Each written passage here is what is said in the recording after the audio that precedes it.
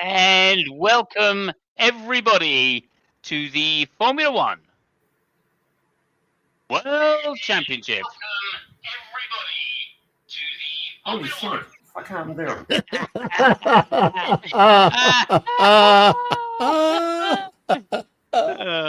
Jesus Christ!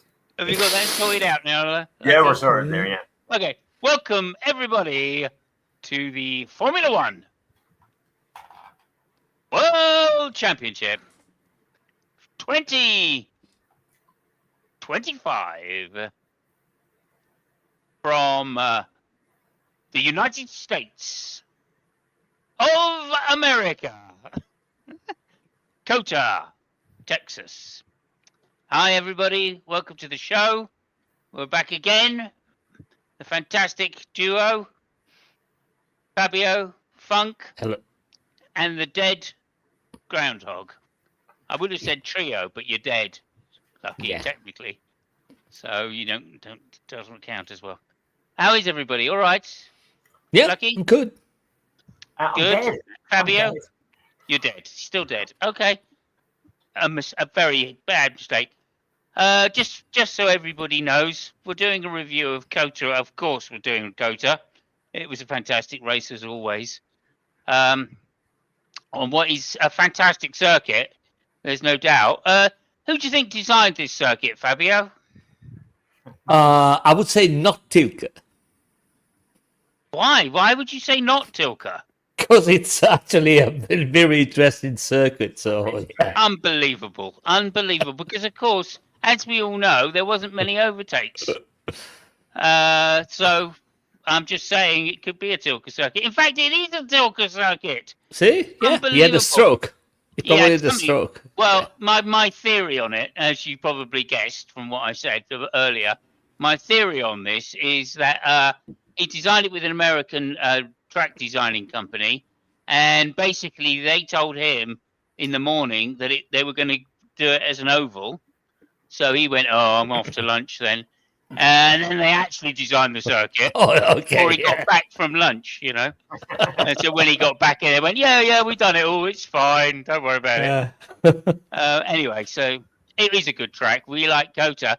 Only one problem. What's the problem, Lucky, with this track? It's windy. No, with the track. What's the problem with the track? The track. Well, it's windy Yeah. at the track. It's a windy track. Yeah, tracks generally outside. I don't know if you've noticed, so they can be windy. This one was definitely windy this weekend. It always seems to be windy, though. But there's another problem that I'm trying to get you to say. I think Fabio knows it. Fabio might be the smart ass of the week. Okay, he's Go ahead, Lucky. I don't know. I've no clue what you're talking about. I'm going to throw it over to Fabio. I'm throwing it over to Fabio so he can stop bouncing. I'm giving him a clue. It's bumps. Yay! It's the bumps. Yes. The bumps. This track is, is cursed with a very bumpy track, which makes it incredibly difficult in some of the braking areas, and it also makes it very difficult for a Formula One car, especially, which is very sensitive to the bumps. Interesting fact: David Coulthard drove this track first. I don't know if you're aware of that, guys. Yeah, David Coulthard drove this track first in a Red Bull, and after he'd finished driving the track, he came off and said, "I think it's going to be very bumpy because of what they've done to level the track." Right, so they built it up very quickly. They haven't really put a lot of time into the track to get it stabilized. He drove it before there was any concrete on it, by the way. Oh, okay. Yeah, right. So they basically scraped off the rubble, built it up where they needed to, and then he drove on the track on just a layer of stones or whatever. And he came off going, this track isn't going to last, And he was right. 3 years in, it had terrible bumps. So they've been trying to deal with it every year. This year, for some reason, I don't think they tried to deal with it at all. They just left the bumps as they were. So anyway, there's footage of this David Coulthard driving this track. There is, yes. In a Red Bull. There is. In a Red Bull. Before they'd laid any tarmac, yeah. Right. Yeah, it was a Like, you know how the Red Bull do the feature things? They were Oh, yeah. always Yeah. going everywhere, driving in New York and wherever it was, Miami, or I can't remember all the other places that they said they were going to race. And it was always Red Bull going to test the circuits. And yeah, this was another one they did before they'd laid the concrete, before they'd laid the tarmac. So, I'm amazed that David Coulthard got one right. That was yeah. talking about when it came to bumpy tracks. Yeah, there was a bump on the track. You'd find it. Anyway, Hmm. it was a good race, and also I just got to let people know as well ahead of time that every now and again we're going to have a little bit of a new feature where our camera suddenly goes off to look at something different. And of course, wives and girlfriends. This is Lewis Hamilton with one of his girlfriends, and she's very lovely too. So that'll be happening throughout the show. So there we go. Is the FIA TV production got hold of this show too? Those Yes. Yeah, We're okay, getting money yeah. for this, Fabio. Oh, okay, we're actually yeah. getting paid for this. So right on. yeah, I don't know. It cost me a little bit to get the rights, but Yeah. I got it. I paid the money, and Yeah. we're now going to benefit from the views, the extra views we get. Oh yeah. I mean, it has been proven during the races that this is what people want, right? I mean, forget the overtakes and whatever fuck happens. Yeah. Do that, or just keep repeating the starting procedure. And have a replay of the start while everything happens on the track. Well, yeah, Well, good. absolutely. So because of that, we've just missed the beginning. We've missed the start of the race. So lap 3.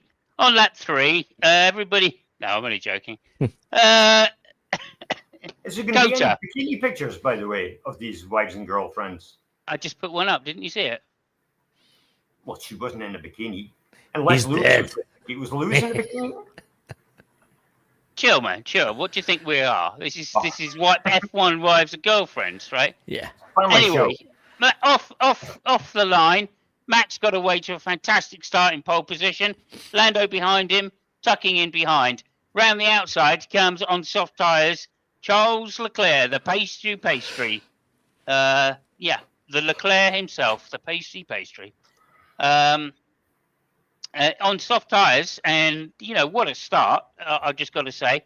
Also had amazing pace. Hamilton also moving up very quickly behind Piastri, and then moving up in front of Piastri, and then obviously Piastri, and then getting pastry and pastry mixed up.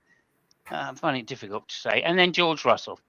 Fantastic start, as I say, around the outside. I think Norris being a little bit cautious, really, could have challenged Leclerc a little bit, but he didn't. I don't think he wanted to give the extra space to Piastri anyway. And as I say, then Russell and Alonso coming into the first corner. There was a bit of contact between Albon and Kimi Antonelli. Yeah. Albon spinning round, very unlucky. He should have had a lot of pace. And then lap 2, a fantastic overtake by Sainz on Behrman.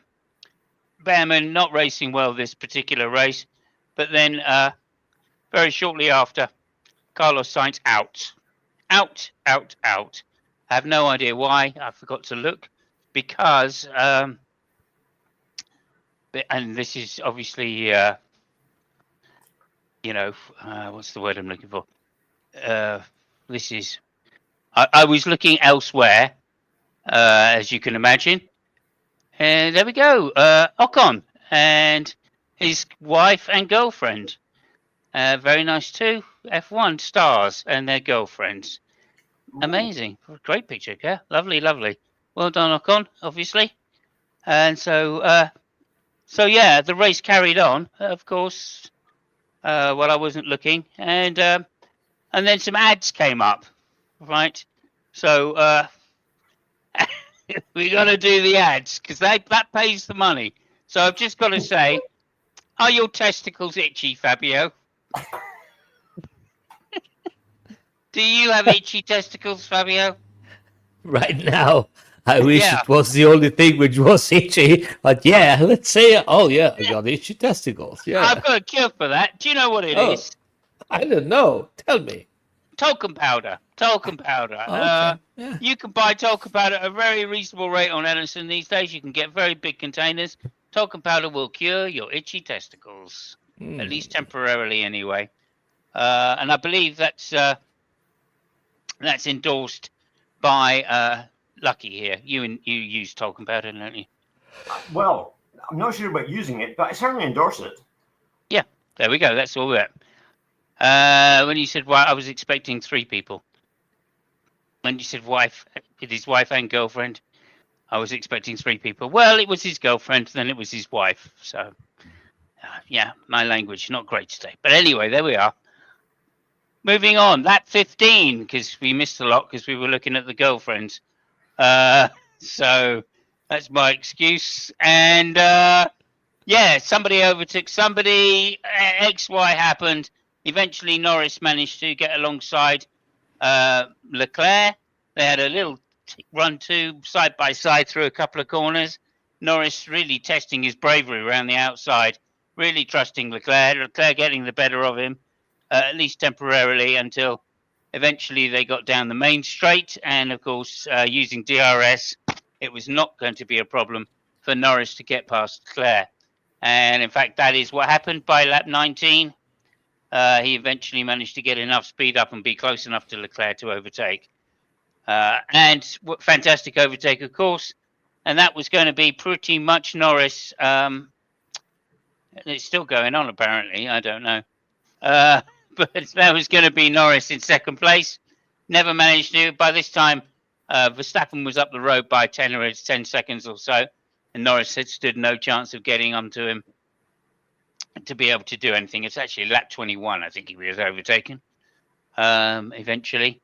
And he couldn't do anything. He basically had to wait for the tyres to cool down a little bit and then come back at him.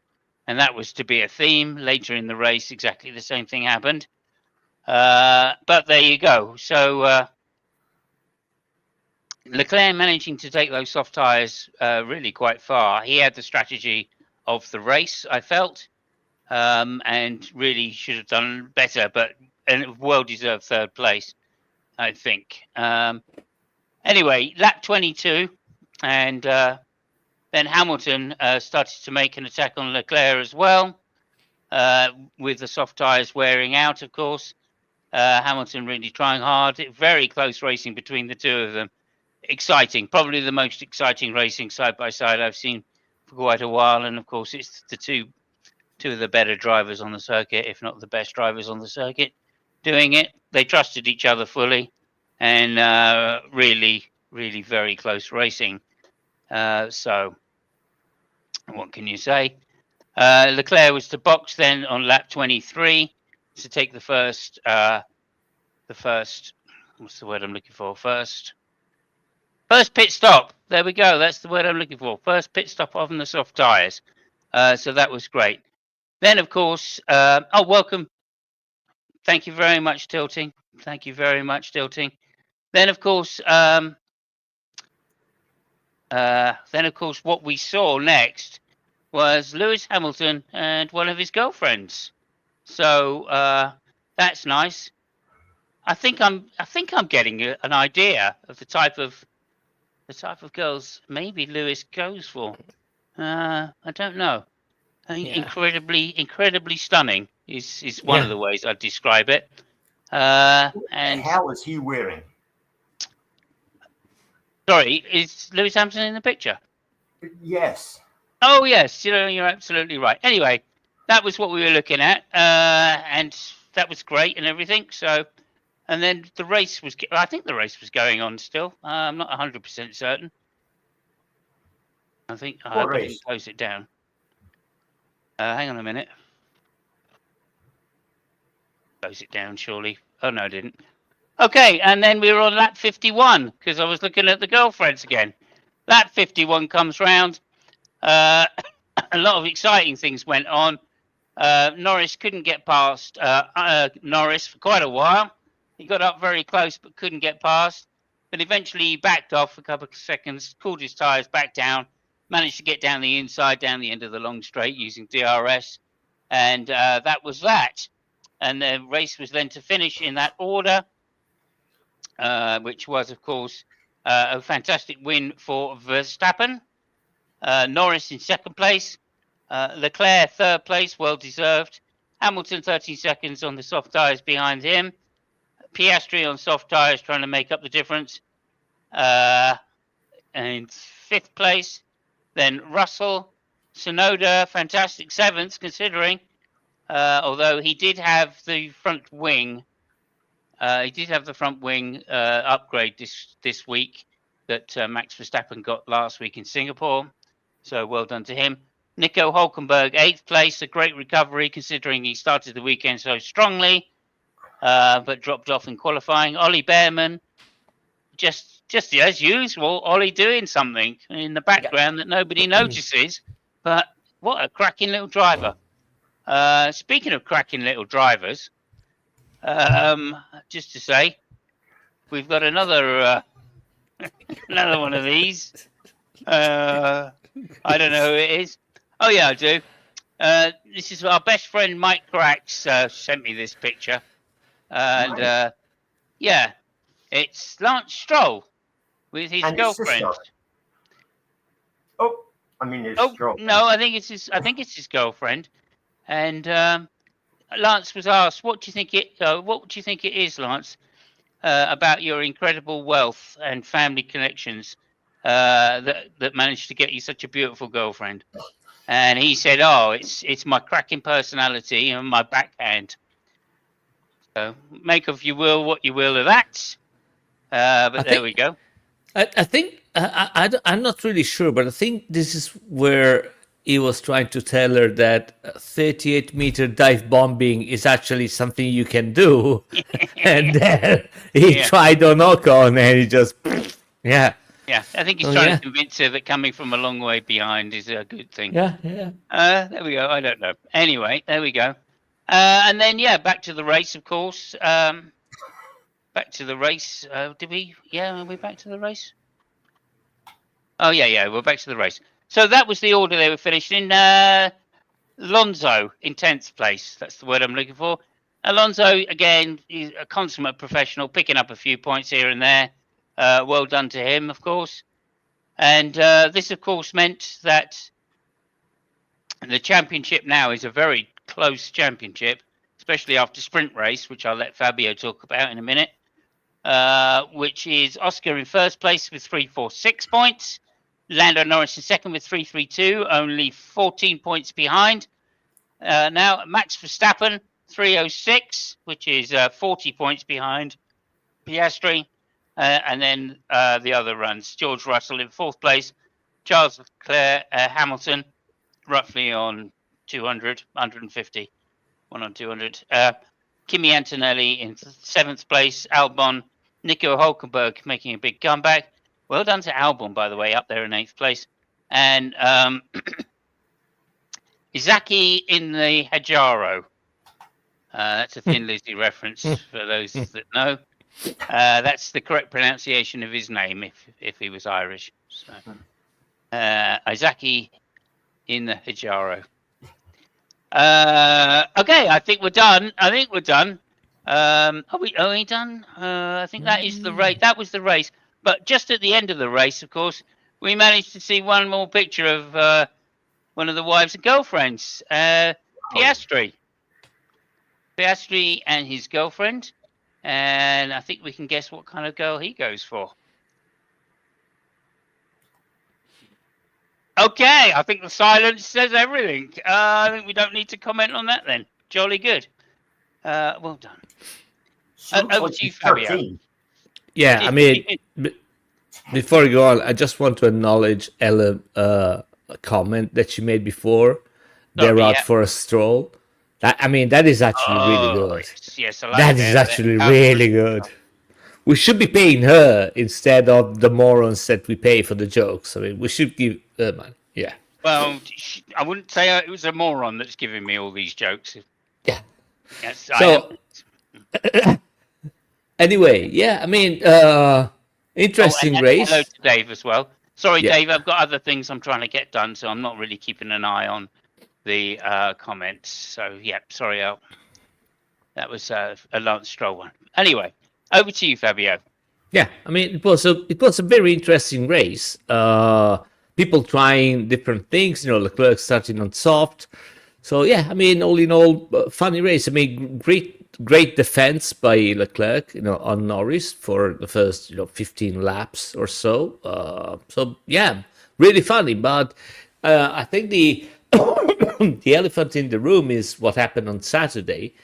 And it's partially, I think, one of the reasons why the McLaren performed so bad, especially Piastri. And what happened on Saturday, basically, the first corner, Piastri decided to cut the corner as if nobody was there. Unfortunately for him, there was poor Nico Hülkenberg, which got a fantastic. He was starting from the 4th place after a fantastic qualifying in the sprint race. And poor Nico, I mean, he also said, well, he cut me out. I mean, I couldn't disappear. He also had Alonso on the left, so he ended up being, the ham in the sandwich. And Piastri bumped into him and then bumped back into Norris. The 2 McLarens were off. Hülkenberg was off. Alonso was off. I mean, yeah, a lot of drama happened.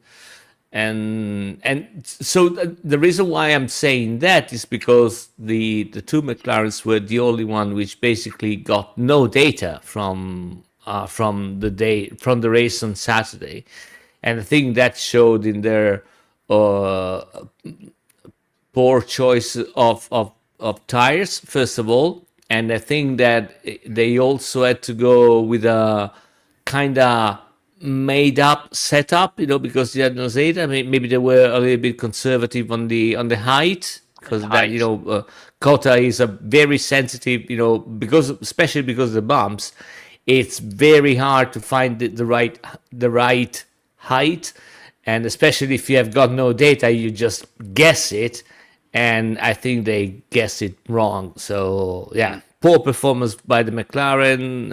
Piastri paid the price more than Norris. Yeah, I mean, as you said before, Antonelli was really unlucky. I think it was going to do a good race, but especially in the race, was taken out by I think Berman or somebody like that. Sainz. Okay, yeah. So yeah. We were watching the girlfriends at the time. Yeah. So yeah, too bad for him, but good job for Berman, as you said before. Tsunoda, amazing 7th. He actually made some points for Red Bull, and yeah, finally getting the upgrades that Max has a race late, of course. I don't know if he had the wing on Sunday because he destroyed his wing on Saturday. So I don't know if it was the right one or the other one, or if they had two. It looked like the good one to me. Yeah. Anyway, yeah, I mean, good for him. I mean, by the way, Tsunoda in the sprint race made a start which was. Well, I mean, it was lucky because of all the carnage which happened at the first corner. But I mean, if you're looking from his cockpit, it's unbelievable. I think he got 11 positions in one corner. It was really, really, really amazing. But yeah. Okay, thank you very much. Yeah, that's that. And of course, it wasn't just. It wasn't just the racing we were looking at, was it? No, not at all. We also got a picture of Max Verstappen and his racist girlfriend. So that's something as well. And you can tell what she likes the most. Right there. So there we go. Max Verstappen and his beautiful racist girlfriend. So I think it's his wife. Is it really? Yeah, it's the... She's the daughter of Nelson Piquet. That's right. Yes, she is. I think they got married before the child was born. Is that not correct? Oh, they've had a child now, have they? Okay. Yeah, they have. I think All is right. it a daughter or I don't know. I don't really pay any attention. I mean, I've got to say, I find looking at all of these wives and girlfriends to be somewhat distracting from what's actually going on, which is supposedly a Formula One race. But it's what the public wants, apparently, according to Liberty Media. So, who am I? Who am I? Yeah. Okay, over to you, Lucky. Over to me. Okay. Well, of course, we're going to start with our man, Flapjack Hajar, and his adventures this weekend in America. He made a mess of it this weekend. I don't know what happened to poor Isaac. He was starting off well with the qualifying for a sprint race, miles ahead of his two Red Bull best of the rest compatriots, but ended up outside the top 10. I think he was 12th, whereas his compatriots were 7th and 8th, I think, in the race. So I don't know what happened to him there. But for qualifying in the main race, he managed to stick the car in the barriers, which gave him a did not finish in qualifying. And it went from bad to worse. Red Bull decided to set him off on a set of hard tires, which was the worst thing they could have done, basically. Well, yeah, I don't know if it was the worst thing they could have done. I think it was good for Max to find out that the hard tyres were definitely not going to work and that he'd have to make the softs last. Well, it would have been worse if they sent him out with no wheels. That would have been well, okay. I don't think it would have changed the result. He might have gone faster, in fact. But anyway, he ended up at the back of the field, and I think it's a weekend best forgotten for him. However, Tsunoda and Lawson, what's going on with Tsunoda? He can't seem to get any sort of level form. It's either all or nothing for him. I mean, he did quite well in the two races, but what's going to happen next week? Is it going to be another shit show Tsunoda, or are we going to have the good Tsunoda?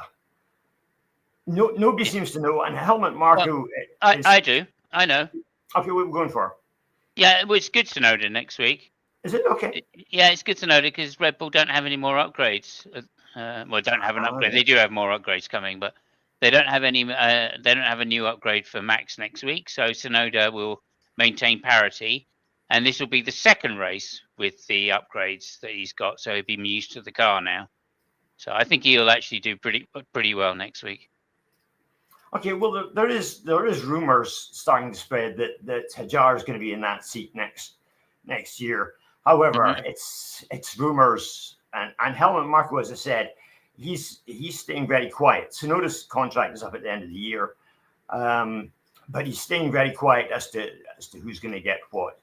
It's going to be Honda engines again next year, I believe, at Red Bull. So I don't know. No, I don't think so. Is it not? What are they on next year? Oh, it's a new Red Bull engine. They're on Ford, yeah. Ford engines.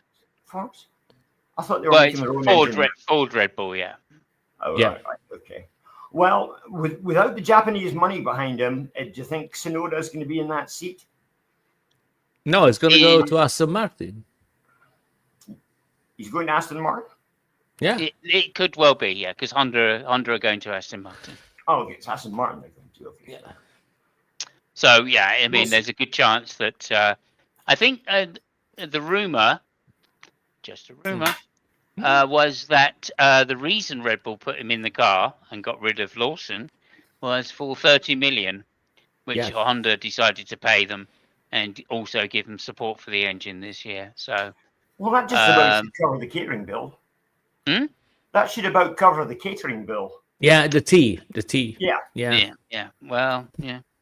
The sake, at least. Yeah, so anyway, I think with 30 million going to Aston, and Aston, I believe, have they sold some of the company? again. Yeah, they sold. I think. Yeah. Oh, yeah. No, no, it was McLaren which sold some stuff to the Arabs. But I think Aston sold something to somebody. No. I tell you what, the rumor was Christian Horner was going to Oh buy some of Aston, or at least get no. given some of Aston in return for joining the team, etc., etc. But I don't know whether that's coming over, because we've also heard rumors about him going to Ferrari again, which I know you said no, but they resurfaced.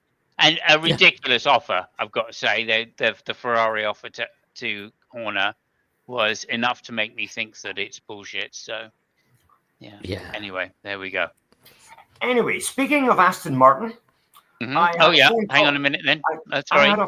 I had a phone call this morning from our good friend of the show, watches every week, or every episode, rather. Mike Crack. He wanted to borrow my hedge trimmers, his new retirement home, his new retirement bungalow at Bognor. Needed the hedge trimmed, so he wanted to borrow my hedge trimmers. So what did your Crack say? So I asked him how things went at America this weekend, and he said, and I quote, "Well, no. Not what he said. What did your Crack say?" What did my Crack say? Yeah. What did he say? It's written on the screen for you. You start the sentence. My Crack says. Stop fucking interrupting me. God damn it. There's continuity going on here, and you just messed it up completely. Oh, okay. Well, hang on a minute. Just hang on. Hang on, please. Let me just get. Oh no, wrong button. Just wait there.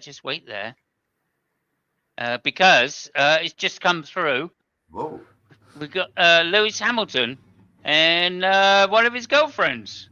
Yeah. So there we go. Lewis Hamilton, slightly older here. This is obviously more recent. One of his girlfriends, and I think we're getting the type. Now. Can you? I don't know if you guys can see the similarity. I know that Elle's going to be saying something. Elle, can you guess what his type is? Yeah, not ugly. Yeah. Well manicured. That's what I'm going for. Well manicured. Yeah. Okay, you never know. Anyway, there we go. Sorry, Lucky. I know there's a lot of interruptions, but obviously, media commitments and stuff. We've got to do the wives and girlfriends. I'm glad that whoever that girl was, I'm glad that she talked him out of that blue suit. Anyway, as I was going to say before I was interrupted, Mike Crack, when I asked him how things went in America this weekend, he said, and I quote, "Lance Stroll, what a twat." No, he can't make it. He can't make it. He can't make it. Mike Crack says, Lance Stroll, what a twat. Okay, go on, Lucky. I'm sorry. That's enough of this heckling. Thank you very much. Okay, so who are we going? Who are we going with driver of the day? I'm going to go with Charles Leclerc for doing such a good job in what's basically a shit car.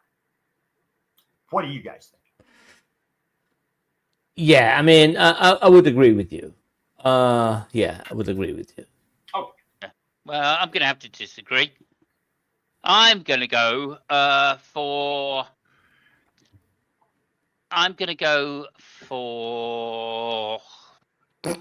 Norris, actually, because if it wasn't for Leclerc, I think he would have been challenging Max Verstappen, number one. It's good that Leclerc, obviously he had a fantastic drive. But he did get past him, of course. It's just he had to wait for the tyres to go on Leclerc's car first. But he drove extremely well and closed the championship up to 14 points. So that's really put the pressure on. And I'm happy that now we're looking like we may even get a three-way run with Verstappen only 40 points behind. So that's 16 points behind Lando. So I'm happy for that. And I'm going to give it to Lando just because that all happened because of Lando's competent driving. He's just fast. He is fast.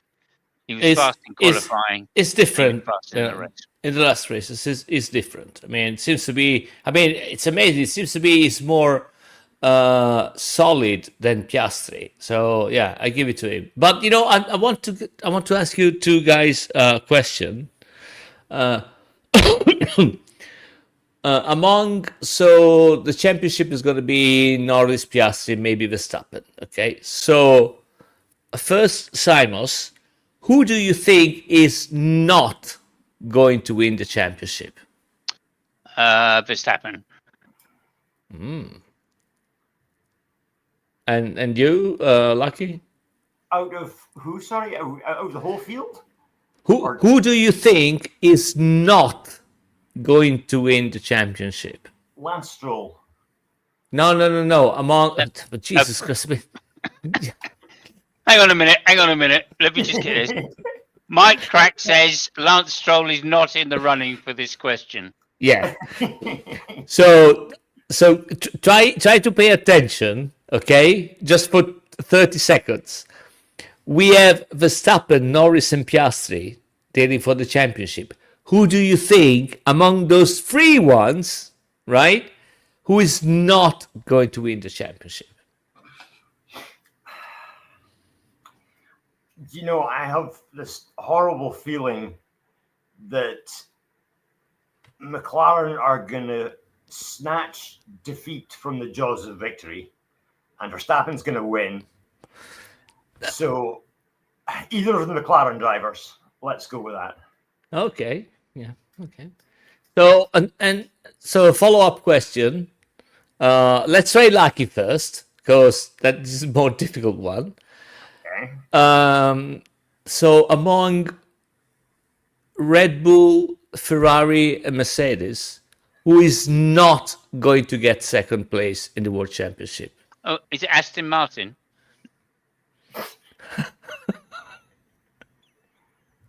Ask Mike Crack. Let's see what Mike says. Mike Crack says, I don't give a fuck anymore. Oh, it sounds like he might be leaving as well, by the way. I heard that was the rumor I heard. They may have found a replacement for Mike Crack.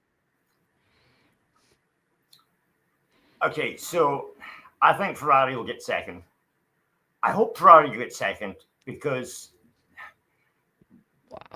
the two drivers, I think, have done well with a car that's not as fast as it should be, or as fast. Well, I mean, I just want to point out one thing. You know that if you think that Verstappen is going to win the championship, chances are that Red Bull is going to get second place. But anyway, I digress. You've So, got Tsunoda, who's not fucking getting any points. Fabio. well, yeah, I mean, but they're still third now, basically. Verstappen has made all the points. I mean, anyway, Simon, who do you think is not going to get the second place in the championship? Who's not going to get it out of which three teams?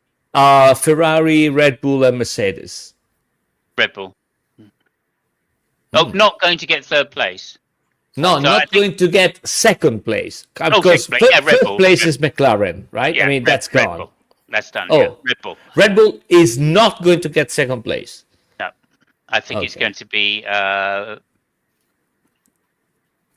I don't know. I thought. I don't know. Yeah. I can't remember who's in third place at the moment. Even. So, I think it's either Ferrari or Mercedes. Mercedes. I think it's Mercedes. No, I think second is third is Red Bull right now. I think, is it? Oh, I thought they were fourth. I don't know. I'm going to look it up for you, so don't you worry. Just carry on talking. Yeah, I mean, no, I'm pretty much done.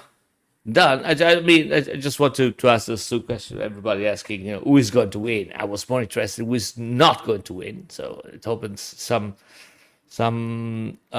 interesting. There's 7 points between Mercedes and Ferrari, second, third at the moment, and then you've got another 3 points back to Red Bull. But I think we're going to see Ferrari and Mercedes with Mercedes. 2 drivers scoring points, whereas Red Bull are only going to have 1 driver scoring points. Okay. Interesting. I actually think it's going to be it's going to stay fairly. Yeah. Anyway, I don't think it's going to be Red Bull in second. That's for sure. Yeah. Was there another question that I missed while I was looking shit up? No. I mean, I was just saying. I just want to say that the manufacturer championship actually it would be it's more advantageous for next year if you get third than if you get second, because you got more hours in the wind tunnel and all that shit. So I wouldn't rule out some, I would say shenanigans, but some. Yeah, I mean. Yeah, fair enough. And we've just had another thing here come in. So there we go. Wives and girlfriends time, everybody. Of course. Yeah. Let's get a little bit distracted. It's Alex Albon and his lovely girlfriend there. I think she's a golfer. She's a professional golfer. Oh, okay. Yeah. All right. Yeah. She's very talented, as you can see. Oh, with balls and holes. Yeah. Cool. She looks like she could swing a club.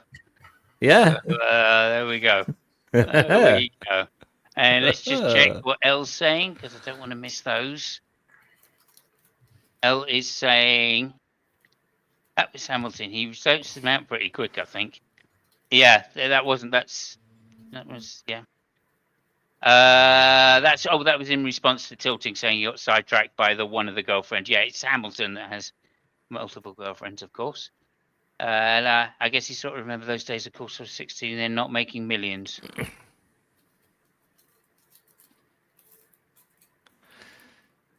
Right. Yeah. Okay. So there we go. Anyway, Alex Albon, everybody. He's races for Thailand, but he's holds a dual passport with Britain as well. So he's British, Thailandish. I think his mum's British and his dad's from Thailand. Thailander. Yes. Okay. Thailander. Yeah. There can be only one. Yeah, Thailander. Yeah. Oh dear. That's Holy $100 down the drain, isn't it? Yeah. Do we get pics of your wives and girlfriends? Yeah, we could do that. I think I've got just the picture you want to see, El. I'll send it to you though, because I don't think it's publishable. Okay, right. Moving on. It was nice to be at a proper racetrack again this weekend. By the way, it was, even though it was very bumpy and windy, and in America,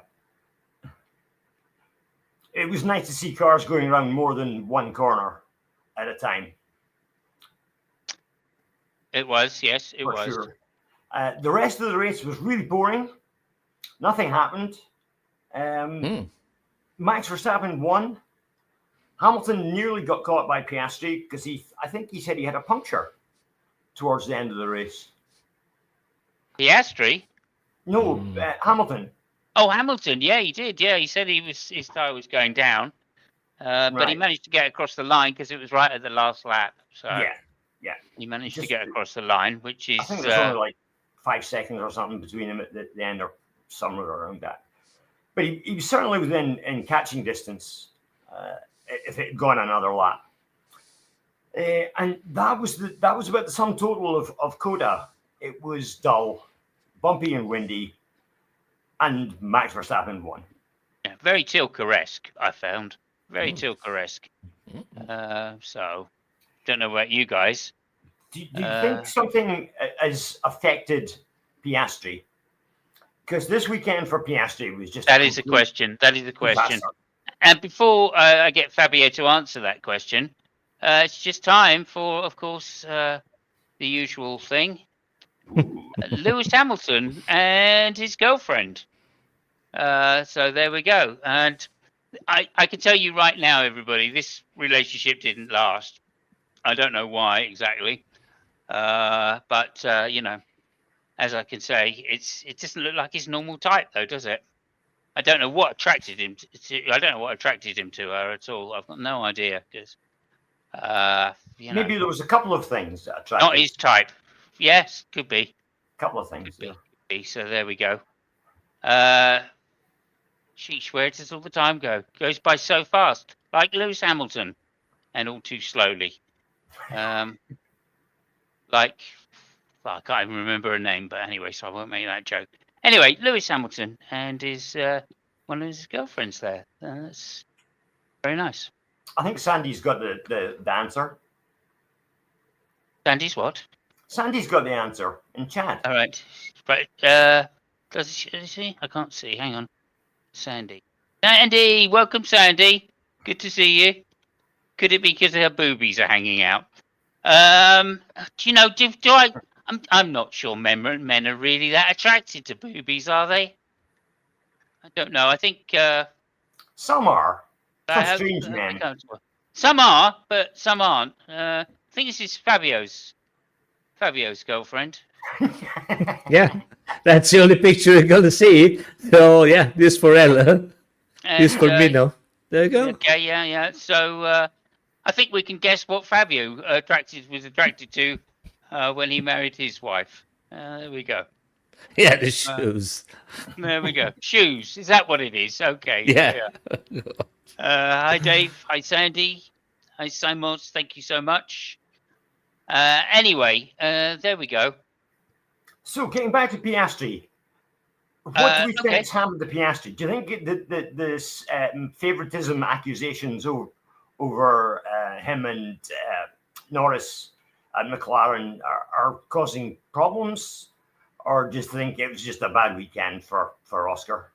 He showed a serious lack of situational awareness at turn one in the sprint race. I mean, that was just silly.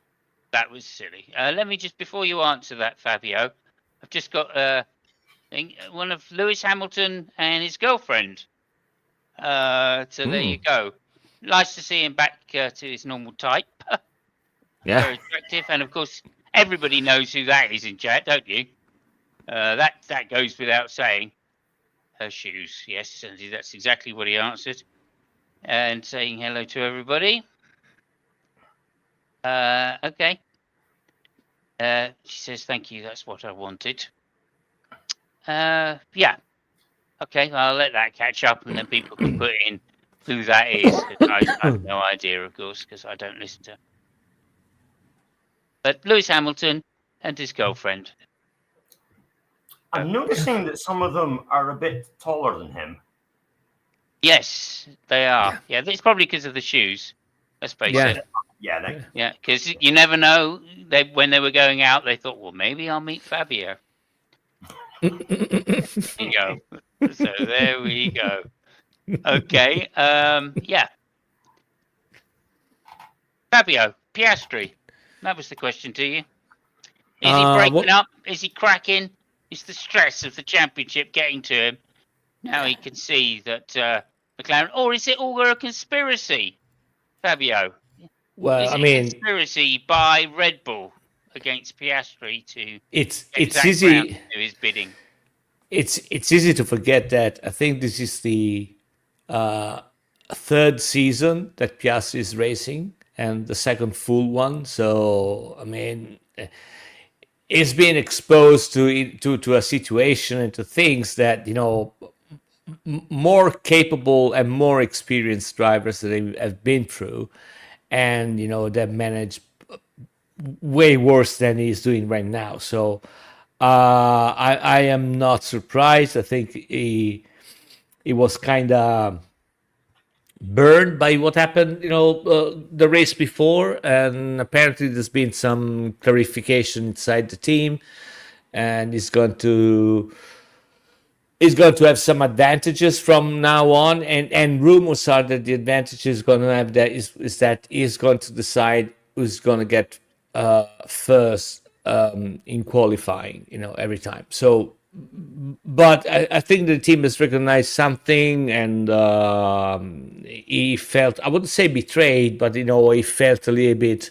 He's obviously under a great deal of stress, right? I mean, that goes without saying.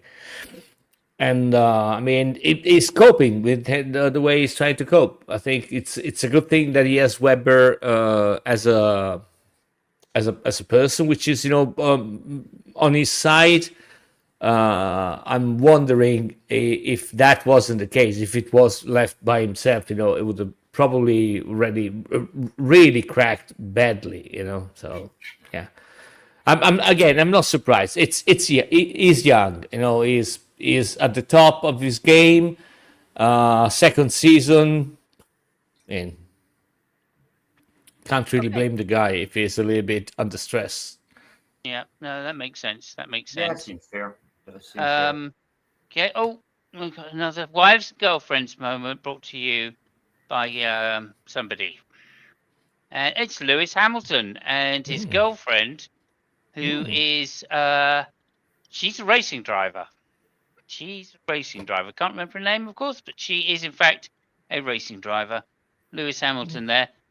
I think this might be a slightly older pic, so I think this was around. This is a rebound from the Destiny's Child girl. Who's the Destiny's Child girl? Is it Destiny's Child I'm thinking of, or No, it's Pussycat Dolls. I have no idea what the fuck you're talking about. the Pussy Dolls? Apparently, is that right?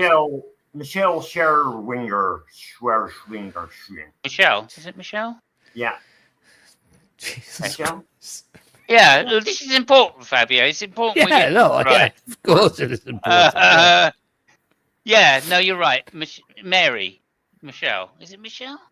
Michelle? Somebody put this in the chat for me because I have no clue. There are no clue who that is.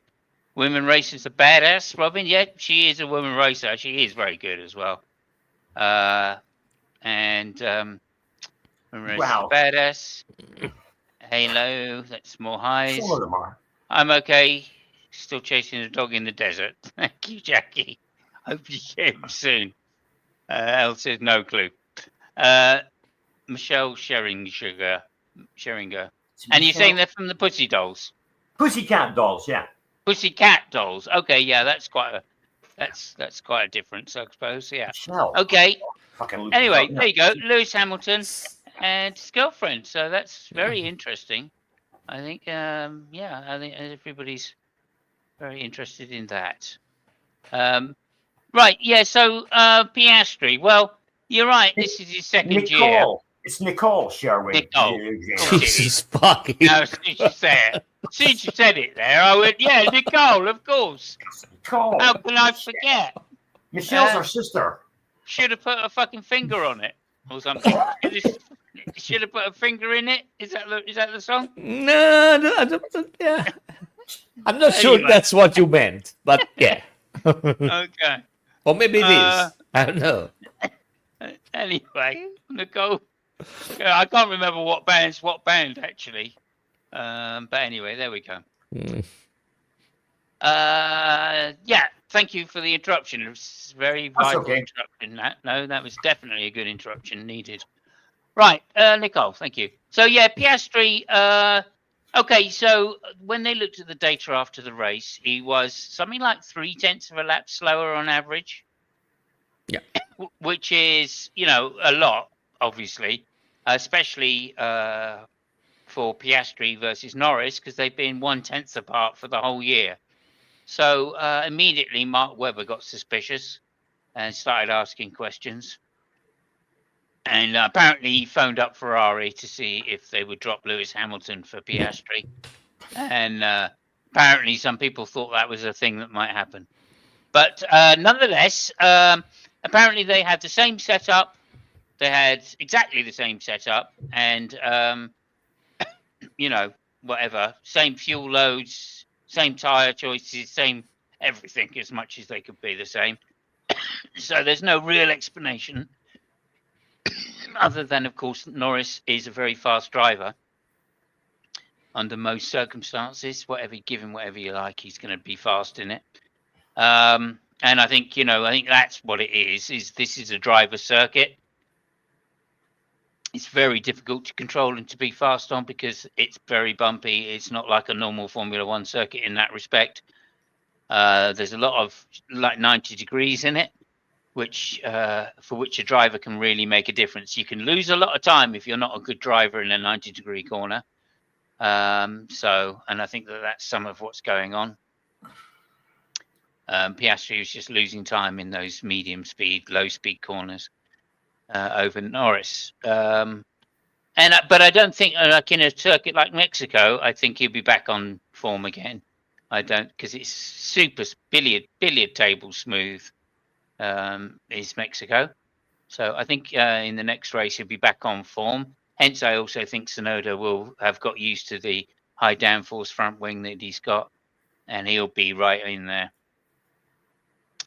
Now they can tune the car for the rear tyre wear. Yeah, that's the thing. I don't think I think he's cracked a little bit because of what happened in the sprint race. He was shocked, right? Because he didn't, he thought he was a complete driver because he was leading the world championship, and then now he realizes he's not a complete driver. He's as liable to make mistakes as anybody. Yeah. So away you go. I liked what Alonso said about the sprint race.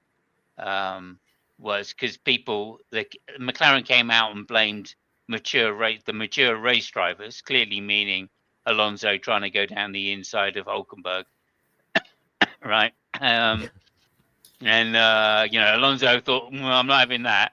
So he then turned back and said there's some immature drivers at the front of the grid, meaning Piastri, for trying to duck underneath Norris. I thought it was clever driving by Norris in the first corner, by the way.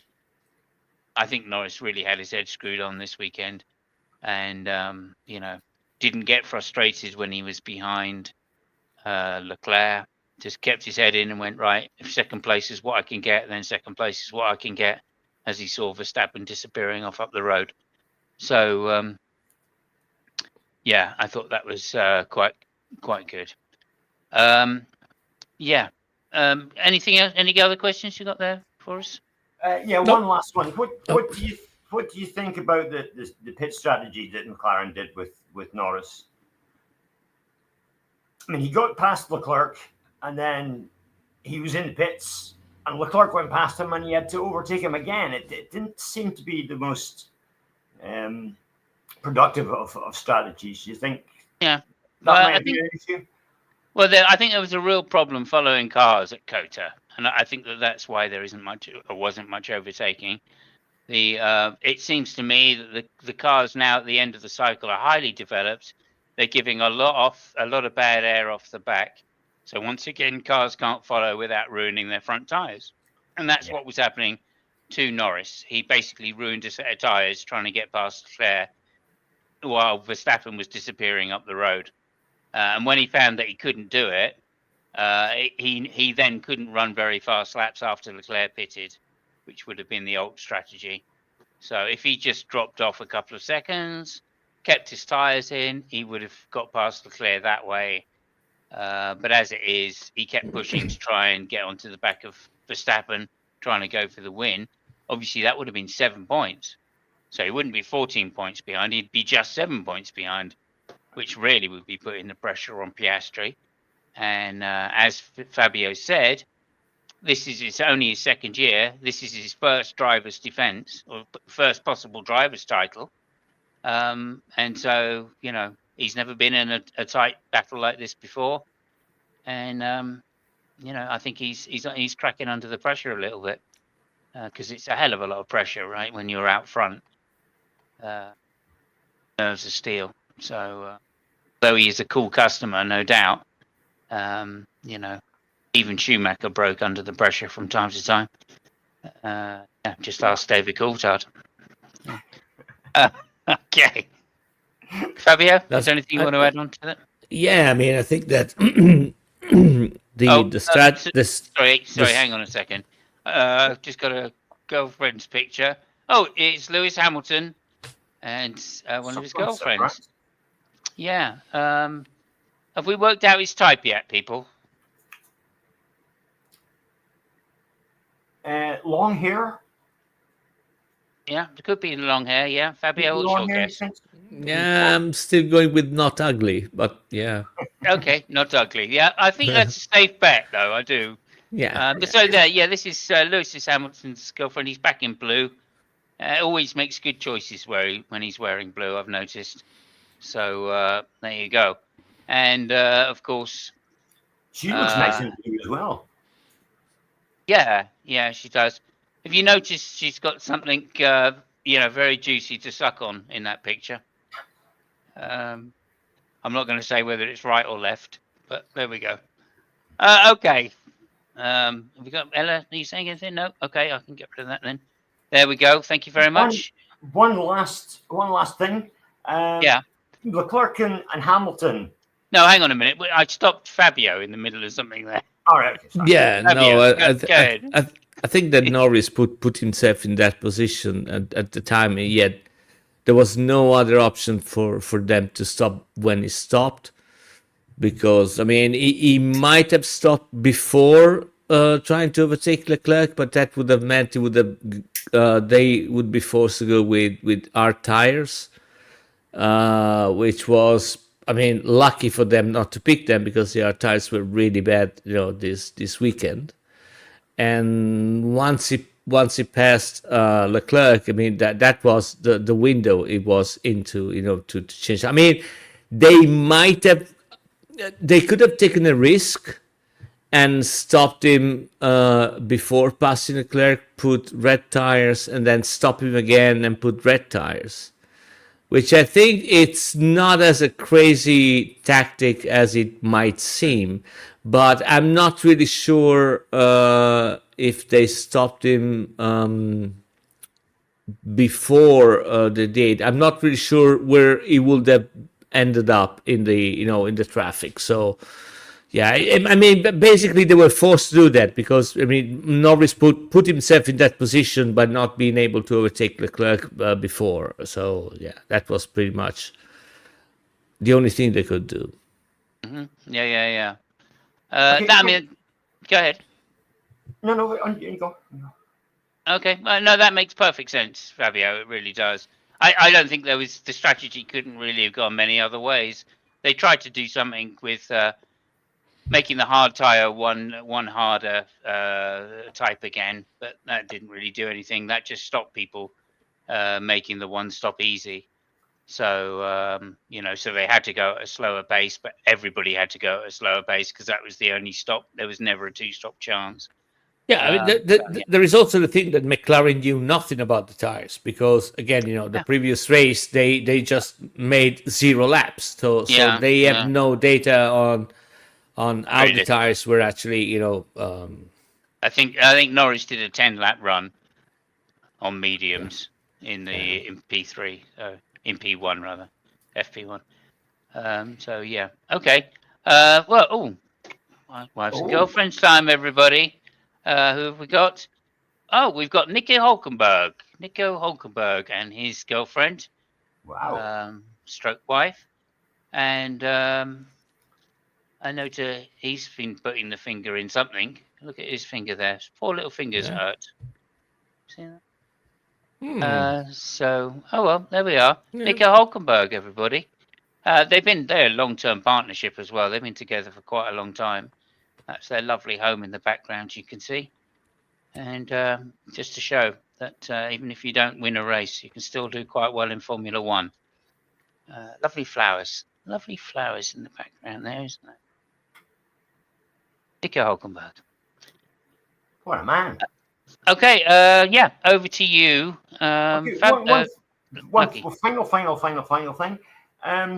Leclerc and Hamilton. Hamilton came up behind Leclerc pretty quick, but yet Leclerc was not willing to get out of the way. What do you think on that one, Fab? I mean, it's racing, right? I mean, they were defending their position, so yeah, I see nothing particularly amazing, about that. Maybe Lewis was a little bit faster, but not. I mean, it wasn't much faster, and so yeah. the Hamilton fans are screaming that Leclerc should have let him past, and Yeah, of course. But no, they're No, not. I think you're I'm a actually Hamilton fan. I'm a Hamilton fan, and no, it was really, really great racing by the two of them. Actually, Mhm. if you go I'd back agree. and analyze and look at it, there was some very clever driving involved. Mainly the defense by Leclerc was excellent, and it was very close as well. Leclerc was giving him just enough room, and Lewis was taking just enough room. So I mean, if I it, thought it was brilliant racing by both of them. if you want to talk about some really stupid drivers this Saturday, I think that Tsunoda gets the cake. Yeah, I mean, I think it was Berman behind him. Who the fuck or Berman or Ocon. I can't remember. I think it was a Haas that almost. Ocon, I think. Yeah. No, it was Ocon. Yeah, Ocon. Yeah. Yeah, I mean, he almost crashed into. I think it was a Haas. No, I think it was Berman. Actually. It was a Haas. Yeah. It was Berman. Yeah. I mean, he almost crashed into Tsunoda because he moved under braking. I mean, by the way, it was unfortunate that he turned, because if Berman managed to make that overtake, that would have been the overtake of the fucking century. There was no way he was going to manage to overtake him before the apex. He barely would have got his wheels alongside, even if he had. No. I think it's a really good thing. Hang on a minute. I think it's a really good thing that Tsunoda did that, because if Berman hadn't have got out of it straight away, he would have got off a lot worse. I can tell you that now. Well, So I don't quite think lucky, Berman. really. I don't think Berman was trying to overtake him in that point. It's just that Tsunoda changes his position, and he got himself in, and he had to go inside. But I don't think Berman was actually trying to overtake him in that corner. But I mean, regardless, No, he was trying to get down the inside for the next corner. Really. Yeah. Tactic. So that's why it all happened that way. But It's like I'm saying, if that had happened, if you look at how, Tsunoda was already in the middle of the track turning into that corner, into the first part of the corner. So there was no way that anybody could have got down the outside. Anyway. Well, I mean, there's no way anybody could have got down the inside of him, I should say. Yeah, I mean, especially if you move while braking, and you get. If you don't move, even if he didn't move, just say he didn't move, it would have been a dumb move to try and go down the inside. Because there's no way it would have worked. Absolutely no way. Because if Tsunoda had been on the outside of the track, and there'd been a good car width there already, maybe. But as it was, he was turning in to the apex right. It's fairly tight anyway, so I just don't think there was anything you could do. Hi Jefferson, by the way. Sorry. Hey Jeff. Yeah, it's good to see you. Thank you so much. Anyway, wives and girlfriends time. I knew you'd want to do that now. Just in time, Jefferson. It's Lewis Hamilton and his girlfriend on the beach goodness. again, and. Yeah, all right. That's definitely giving me more idea about his type. I think Sandy said it.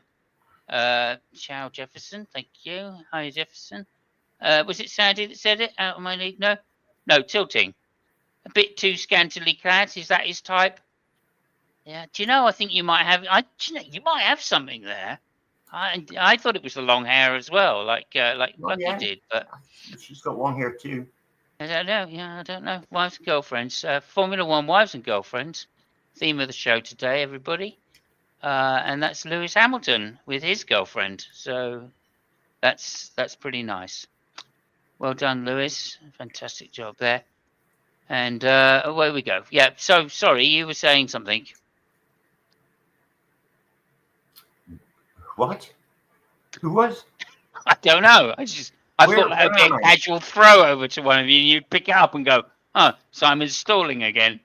I think the race has run. I think COTA has seen its weekend, and we're moving on to Mexico. That is true. It is Mexico in 2 weeks' time next. Fabio, are you doing something or? No. Oh, okay. I thought you were looking for something or something like No. that. Oh, in which case, wives and girlfriends, apparently. So yeah, we've got another wife and girlfriend. I wonder who this is going to be. Lewis Hamilton and his girlfriend. Any comments, guys? Her hair isn't quite as long as the other girls. Well noticed. Fabio? Yeah, woman. Thank you, Fabio. Well, I think that's He's fully connected with the show, everybody. astute observation there. What I think is interesting about this is it looks like Lewis is wearing a backpack, doesn't he? I thought he was doing a bit of a James Bond impression there. Quite possibly. And we've got some comments come in, so let's just go through those. I think that depends on the climate. Whether it's too scantily clad. I don't know. Is that too scantily clad? Yeah, it definitely seems to be his attractant. I just like flowery perfumes. Oh, that's nice, Tilting. She didn't look cold, did she? She doesn't look cold, in fact, I should say. No. Or the last one. She doesn't look cold. No. Nope, not cold. No, hot for sure. Thank you so much. And there we go. That's Lewis Hamilton's wives and girlfriends. When Lewis Hamilton becomes Pope, will he still be allowed to have girlfriends? Say again. Fabio, come back to the show, please. When Lewis Hamilton becomes Pope, will he be allowed to have girlfriends then? Fabio, what's the answer? Sorry, I'm concentrating. I mean, I have no idea. I mean, is Pope allowed to have a girlfriend? Is who the Pope allowed to have a girlfriend? Is that the question? Yeah. Fabio, you're Irish. You're our Italian expert. I mean, do I really have to answer that question? When Lewis Hamilton becomes Pope, is he allowed to have a girlfriend? That's the question you want me to answer. I didn't even hear that. You see, you were listening. I was listening. Yeah. I'm my listening. God. Yeah, no, one of these days we're going to arrange a piss up. So everybody's invited. Okay. Yeah, there we go. Yeah, I guess we'll have another wives and girlfriends moment then, because you guys are not quite with us. It's Lewis Hamilton and his girlfriend. Cool. Wow. So there you go. And looks quite cold there, doesn't it, guys? It looks pretty snowy. It does look cold. So, but obviously, so I think that proves that Tilting is right. It is the scantily clad that he goes for. I think that's the closest guess. I mean, I think Fabio's also right, because they've all been good-looking girls, I guess. So also, it does look cold there, doesn't it? It does look cold, and yet still wearing the thing. So I think you're right. I think a point goes to Tilting Windmill this week for noticing wives and girlfriends that Lewis particularly goes for, which is wonderful. Yeah, it does look a bit chilly. I've just got to say I've got one more wife and girlfriend to show you guys. So I wonder who's the F1 driver? Probably not one you're going to guess. And I tell you, I'm not sure I like the look of his girlfriend either. So yeah, that's fucking Bottas. And his girlfriend, fucking Bottas. So, I don't know. What a crazy world the F1 Formula 1 pit is. And yes, everybody, I've just got to say this. Absolutely yes, everybody. The whole of that wives and girlfriends section was set up so I could show this photo at the end. Bottas and his girlfriend. Thank you very much. That cost $200, that one, Fabio. Yeah. Fucking Bottas! Oh, nice. And Tilty says I didn't need to see that. Well, F1 drivers and their girlfriends. That's what the show's about. You should see the alternative one that Fabio turned down. But okay. There we are. Okay, I think we're at the last part of the show now. We've been going a while, but it's getting towards the end of the season. So I'll just say, is it a quiz? Is it a myth? Is it a myth or is it a quiz? Is it a quiz, a myth, a quiz, and a myth, a quiz, or both? Over to you, Lucky. What is it to this week? It's a bit of both. It's kind of not myth. It's story, but we'll come to that in a second. What I thought I would do is I'd ask the trivia question, the smartness of the day question first, and you can have a think about that while we go through the stories that we're going to go through. Oh, God. So I can't do two things at once. You know that. Yeah, go ahead. We'll give you time to think. Okay, thank you. I'm going to write it down. So Adrian Newey, as we all know, the most successful designer of Formula One cars there's been so far. How many Grand Prix wins does Newey cars have? Or how many Grand Prix wins do Newey cars have, rather? And the Price is Right rules will be applied. Oh, okay. You can So guess first, the Fabio. total number of wins by Adrian Newey cars. Price is Right rules apply. If you go over, then your guess is discounted, automatically discounted. Oh, okay. So you got to be under. That's not Price is Right. You've got to be on the nose, or you've got to be under. Okay. Okay. So have a think about that. People in chat as well. Let's do it now. Let's do it now, and then we can do the trivia bit. No, seriously, because there's no point. It's the number we're looking for, so we're just going to guess a number. So, we may as well just guess the number. I've got to say, somewhere in. I just called Newey going, but you've just totally messed up again. Oh, have I? I beg your pardon. All right, go ahead. No. You give me your guesses. Okay, Remember, let's do you the can't guesses. go over. Yeah, can't go over. I'm going to go 165. 165 from Simos. 165? Yeah.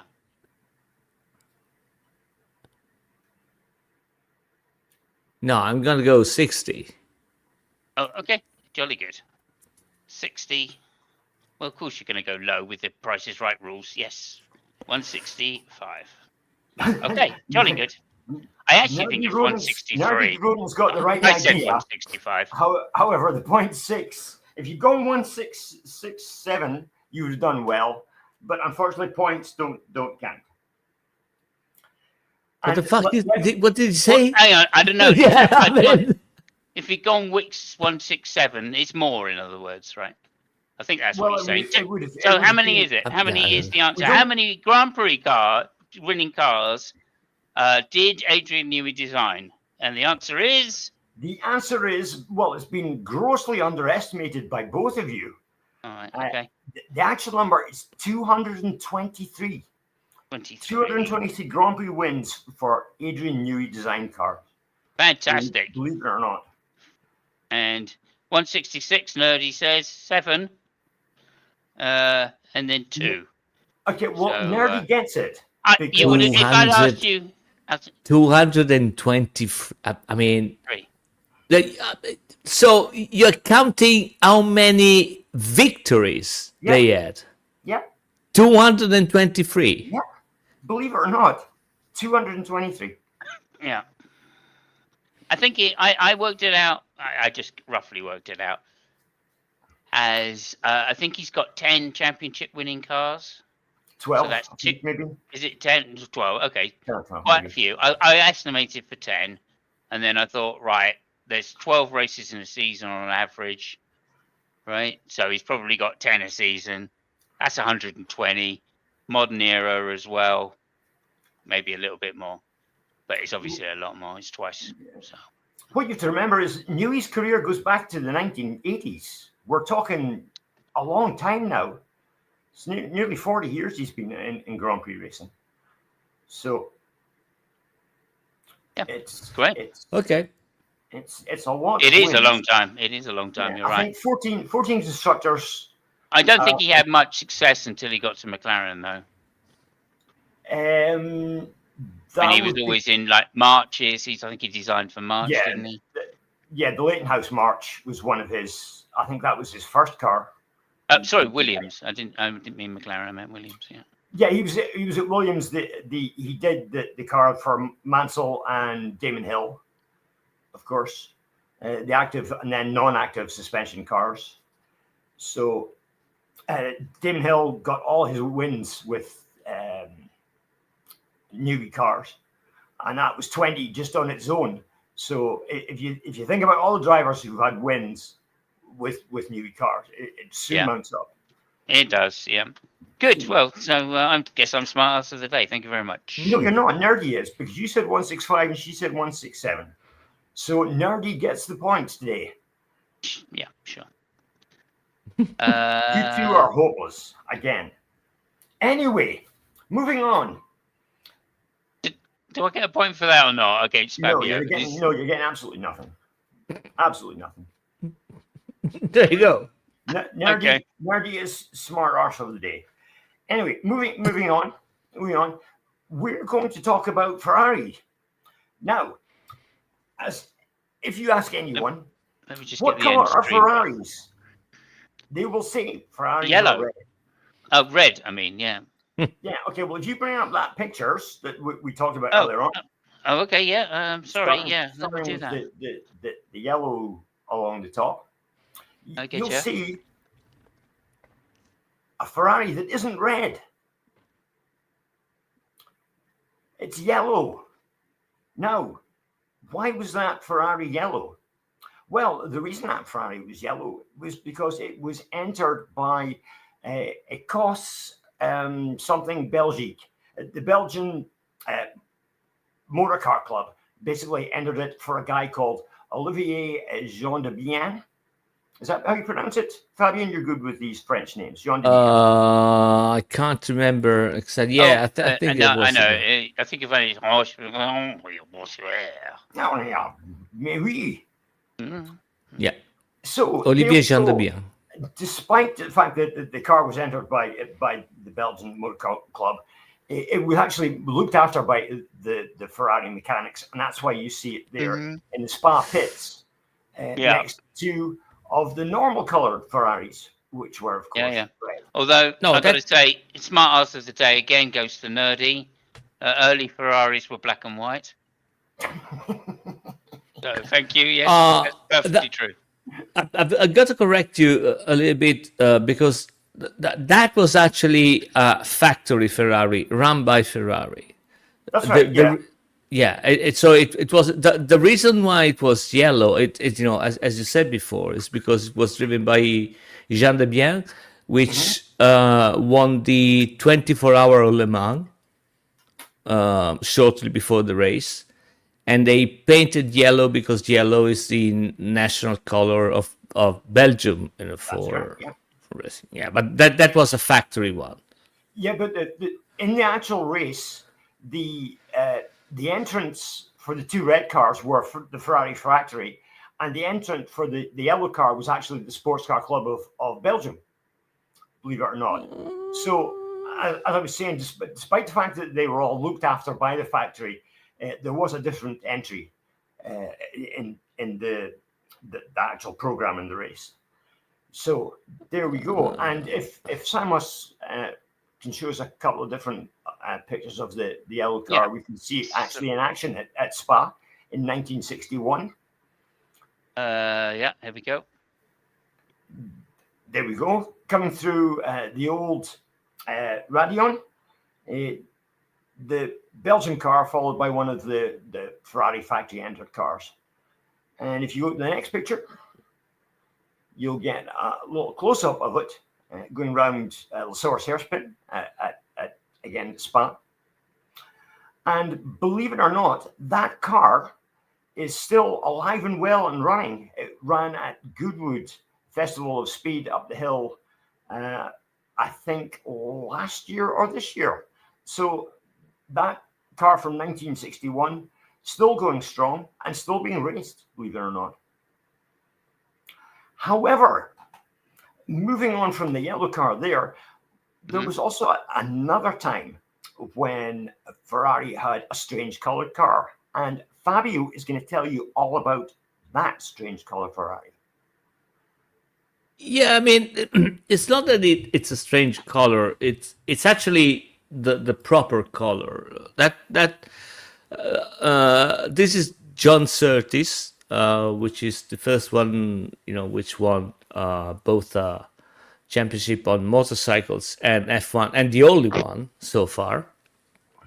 And the reason why it's those colors is because that wasn't that was a car which for the last two races, USA and Mexico, it was how do you say when you went, it wasn't entered by Ferrari directly, but it was entered by North America Racing Team, which was the basically the American importer of Ferrari. And the reason is because in the Italian Federation didn't allow Ferrari to the homologation for the 250 Le Mans, 250 LM, and they were forced to race it as a prototype instead of a street car. I mean, so Ferrari was pissed and they said, yeah, I'm gonna take the cars away from the championship. So basically, they were entered by the Americans, and and that's the reason why it has those two colors, because at the time the color of the cars was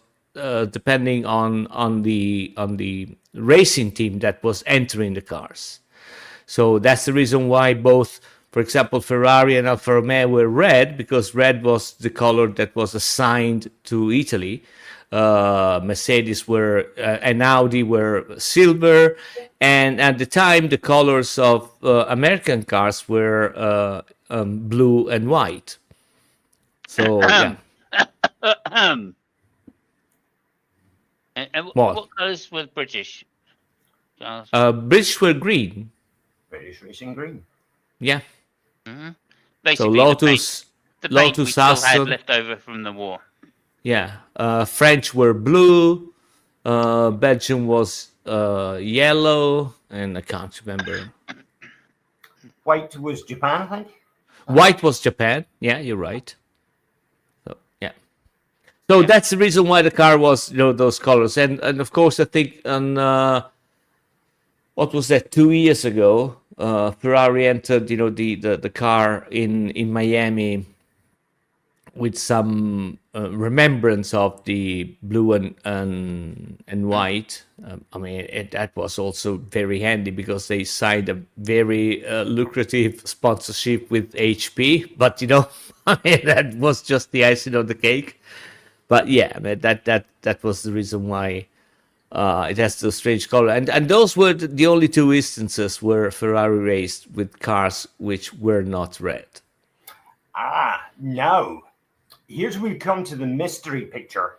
But before we come to the mystery picture, I have a question for you, Fabio, that you can perhaps throw some light on. Apparently, when the homologation for the 250 was happening, Ferrari hadn't made enough cars. I think they had to make 100 cars, but they'd only made 50. They made 30. They made 30. Okay. Yeah. The story I heard was that when the FIA came to inspect these cars, it wasn't the FIA. It wasn't FIA. No, it was the Italian Federation. Okay. Well, the story I heard was that the inspectors were taken to see the first 30 cars, and then taken for some lunch. And while they were having lunch, those 30 cars were moved by Ferrari to a different location. No. That is a totally different story. That is what happened with Lancia. Well, I know what happened with Lancia, yeah. Oh, the rally team, yeah. Okay. Yes. Right. Those C7s, I think it was. Yeah. Okay, so that's not true. No. They knew it was 30. They showed that they had the car in production, but they wanted the complete cars, and Ferrari was pissed and said, fuck you, and that was the story. I mean, it was nothing. It was very in your face. Okay. Well, coming to this last mystery picture we have, which is again a yellow Ferrari. But this is an earlier picture, and I can't find out much about this, to be honest. It's not an F1 car. But it is a Ferrari, and it is the same guy, Jean Bien. Again, I don't think it's Jean Bien. I think that's a different car, because so when I said those were the only two cars, I should have said those were the only two F1 cars. There have been other cars that run by Ferrari which were not red. One, for example, was from, and I think this is the one. I'm not really sure, but there was a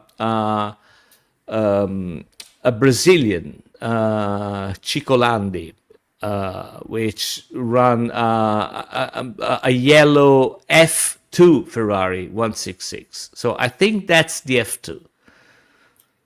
Right, and those were the days where you could run an F2 car in the Formula One races. I don't know if you run in an F1 race, but that was the. I don't think so. Yeah, I think you could. Yeah, you could. And normally, what they did is like switch up an engine, so they could put bigger engines in. So normally they take the F2 chassis and stick a bigger engine in, not by much, but just enough. Yeah. Anyway, if that's one I'm saying. Mm-hmm. Yeah, so if that's what I'm referring to, that should be a 1951 car. No, and this driver only raced in Brazil, I think. So, yeah. Well, according to the narrative I've got so far, it's the same guy that was in the yellow 156 Sharknose. And it's at Spa again. But apart from that, that's all I know so far. And I know the race was in 1956. What car is that? Supposed to be? Well, it's a Ferrari of some description, but we don't know. Okay, we don't know what. Okay, so we got to be we got to be super clear about that. When I say red Ferraris and yellow Ferrari, whatever, I'm talking about factory ones, right? Sure. So if you like, for example, there were two teams, like I think the Écurie Nationale Belge and the Écurie de Francorchamps, which were Belgium racing teams, and they bought cars, and they might as well bought a Ferrari, and they were racing in yellow, but those were not factory Ferrari. The one that we shown, the blue and white, and the yellow one of Jean de Bien were actually factory Ferrari that were put in the race by the Ferrari official team. So I think when they switched from as many cars as you want to two cars, Ferrari had several different teams. I mean, they were Ferrari teams, but they sold their cars to some other teams to race. Yes. Because back then, I mean, Ferrari were a very successful team back in those days, obviously. Yeah. In the 50s, Sterling Moss famously racing for them. And I think Sterling Moss drove in one of those other Ferrari teams. Not because I don't think it was an F1 race, but again, back then they used to drive as many races as they could in a year because that's how they got paid. They didn't get salaries from the teams; they got winnings, and quite often they would go and race on the off weekends in other races. And I think Sterling Moss drove a yellow Ferrari, which wasn't an F1 type car at all. It was the full-bodied car, the rally car. So, but anyway, it was a Ferrari. Yeah. Now, I definitely used to get Formula 2 cars racing in F1 races because there was one year at the Nürburgring where, like, in the top 10, there was 5 Formula 2 cars. Because they were very, very close going around the Nürburgring for some reason to the F1 car. That is a little bit surprising. I think they were more reliable, the F2 cars, because they didn't put such stress on the engines. It could well be. Because they were smaller engines usually. But like at Spa, it was very rare because Spa's got such a high average top speed. Engine power is everything in that race. So maybe it was a wet race. That could well be it. Yeah. Just as an interesting fun fact, that 1961 race Sorry, tilting says Yeah. this sounds like a no true Ferrari fallacy to me. Yeah. It's a very good one. Good one. Yeah, the Oh, sorry, Ella says, why are they green? I assume that's referring to the British cars. I did say registration. it's British racing green because they had a lot of green paint after the war left over. So they just painted everything green for quite a number of years. And of course, they were racing in 1950, I think was the first F1 race. 50, yeah. Something Well, like that. But the championship race, yeah. championship race. But they'd already been racing before that in a Formula type race, but just not Formula One. And that they were using British green in the 40s, in the late 40s, when they were started racing private or non-championship races. Anyway, go ahead. Yeah, that's why they're green. As I was going to say, the 61 race, that's the yellow car that we first saw at Spa. The fastest lap for that race was 133 miles an hour round the old circuit at Spa in 1.5 litre Formula One cars, which is just absolutely mind-blowing. They must have just been foot to the floor all the time to get 133 miles an hour around Spa. Well, there was only like 3 corners or 2 corners or something stupid. I mean, there was a few more. Hang on, there was a few more than that. There's obviously a Rouge, etc. But they were all fast corners. Number one, and number two, they used to do like 170 odd, 180 down the straights at Spa. It's crazy dangerous. There's a lot of long sort of sweepy corners at that Spa with quite a lot of elevation change in them. Yeah, a lot of straights as well. It's mostly straights. Well, indeed, yeah. The as you can see in that picture, he's coming into the La Source hairpin, and there's nothing but straight behind him. Whereas there would have been the proper bus stop chicane as it was, and the chicane is now, which is nothing like what it was. But there was a lot of long sweeping corners that you just had to keep your foot planted. I mean, there was basically at the end after a Rouge, at the end of the straight, it turned right, and then there was another long straight until it turned right again, and then that's all the way down here into this tight. This is the tight bit behind you, when you can see the corner there. That was the tight bit. And it was 10 miles long, of course, then. Crazy fast. Absolutely. Anyway. So it had the highest average speed for a long time, Spa, 160. It went up to in the late 60s when they got the rear engine cars. Up until the 70s, here's another interesting fun fact. The fastest lap round Spa was actually in Group C Porsche, I think it was. It held the lap record for Spa. It was even quicker than the Formula One cars. Yeah, well, that car went all around the world doing that. Nordschleife as well, and Pines Peak. It won. Had the record at Pines Peak for ages. It went all around the world doing crazy stuff.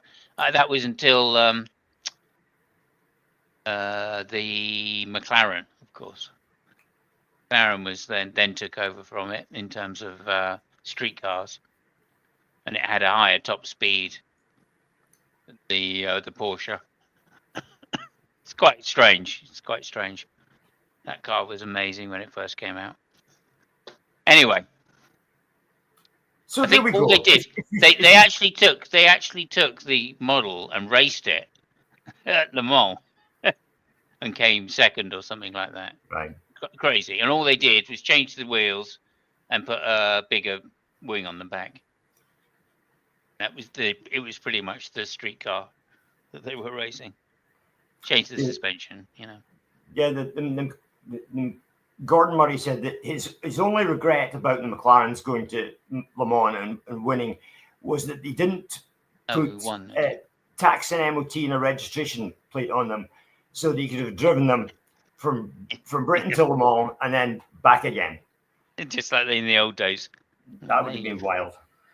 Anyway, excuse me. Go ahead, Fabio. You're about to say something. I can see it. No. No. Yes, please. If you think all Ferrari F1 cars are red, then you're wrong. That's today's story. Yeah. No, it's but again, it all depended on which racing team was putting them on the roster. Yeah, and it's funny because I think that I can't remember when that stopped. The fact that you were supposed to painting the cars. I think I don't know, maybe in the 80s when the sponsor came in and all that stuff. I think it was before that, because remember you had the JPS Lotus, which is black and gold, and that was way back in the early 70s. Yeah, 70 something. No, you're right. It might be 70s, stuff like that. Yeah. But I mean, it was very traditional to have the national color on your car up until the certainly 60s. Because the Japanese cars were white, if you remember. The Japanese cars were white, and they had to have a red sun. They were white with a red dot. Yeah. Yeah. Oh, yeah, fuck yeah, you mean, Thank you, El. Thank you, El. I was muted. I did ask Fabio to carry on. I wondered why he was carrying on as long as he did. I was like, surely he would have lost interest by now. Anyway, there's all that. Add to stage. What the fuck is that? Is that? Oh no, that's that. Right. Okay, we can get rid of that. Stop screen. There we go. Thank you. Okay, so 1 hour 42. Do you want to stretch it out to 2 hours, guys? I can see you're very keen to do that. Yeah, only if Lucky can tell me what were the official colors of the Philippines. That's absolutely white. The Philippines. I'm not sure. That is a good question. That is a very good question. I'll make you listen. I'll give you an easy one. Australia. Oh shit. I'm guessing. Oh, I don't know. I was going to say black. Orange, maybe. Nope. Bruce McLaren raced in orange, didn't he? Well, I think that would be New Zealand, but actually, good point. Yeah, but it was the wrong color anyway. It's not gold. Yeah. Is it? Well, there is gold in Australia. There is gold. Yeah, Gold Coast, of course. Not red and gold. It's green and gold. Green. You got close enough. Yeah.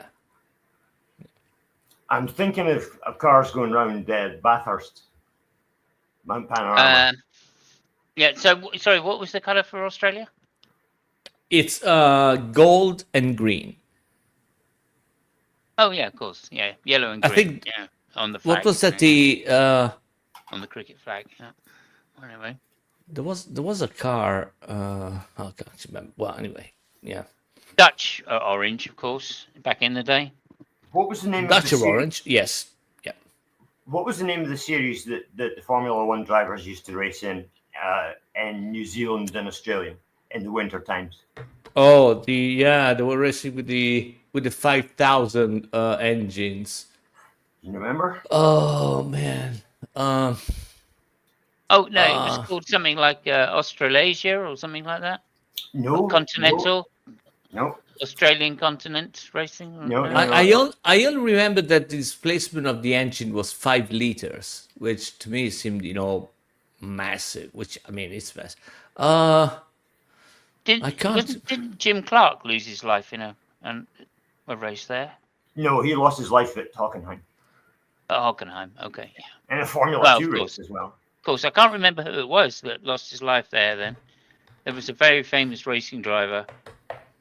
Denny Holm died during the Bathurst 24-hour race. He had a heart attack, I believe. That's who I'm thinking of, yeah.